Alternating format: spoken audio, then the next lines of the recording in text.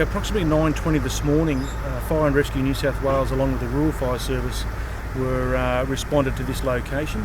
Upon their arrival, they've identified that a truck has actually rolled down a hill and gone into the Bellinger River.